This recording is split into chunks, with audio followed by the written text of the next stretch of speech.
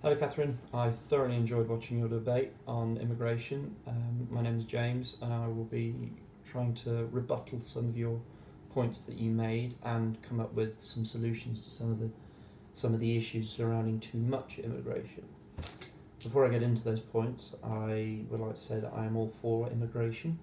I am myself an immigrant at the moment in the US, whilst my visa is still valid as a student, and without the chance to immigrate to the US for my studies, I wouldn't have been able to do it. And that is something that 4 years ago I wouldn't have ever even dreamed of. I wanted to come here since I was 14 or 15, and being over here has fully confirmed my thoughts of the US in that it's a fantastic place and I'd love to stay here.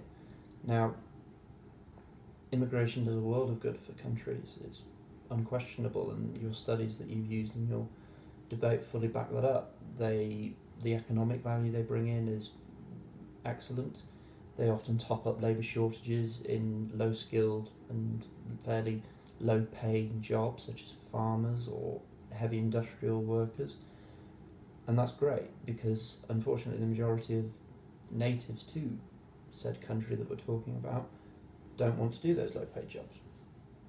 And the way that the immigrants serve those purposes is tremendous, and it takes a lot of pressure off the workforce from the countries. Now, there's a couple of points I want to iterate to you about too much immigration, however. And being from the UK, I have a little bit of experience about this regarding services such as the NHS and education. Now, the NHS is a fully socialised health service. It's completely free to every single British citizen and every single European citizen if they choose to use it. Now, this sounds amazing. However, the demand year on year increases on the NHS drastically. And it's gotten to a point now where the government is putting billions and billions and billions of pounds into the NHS in order to keep up with the demand. And as a result of this constant increase in demand, the government is effectively always on the back foot, and waiting times are longer. Your appointments with doctors for serious illnesses are often pushed back further, and the only other option is to go private, and that is still very expensive in the UK, as it is in the US. I'm sure it's more expensive in the US, but it's still very expensive in the UK. Now, immigration is brilliant. However, it needs to be limited and it needs to be effectively controlled in order to avoid increases in demand that are uncontrollable and unreversible.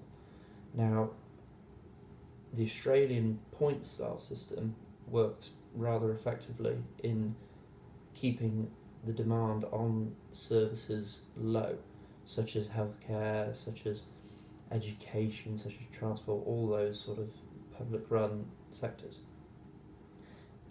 My second point on why immigration should be curbed. Now, I noticed you say about security and violence and crime, and how crime in certain cities does go down as a result of immigration. However, most cross-border security threats come into countries via immigration. Now, more effective screening at ports and borders is obviously the easiest solution, and that is something that most countries, I think, in the world should be doing.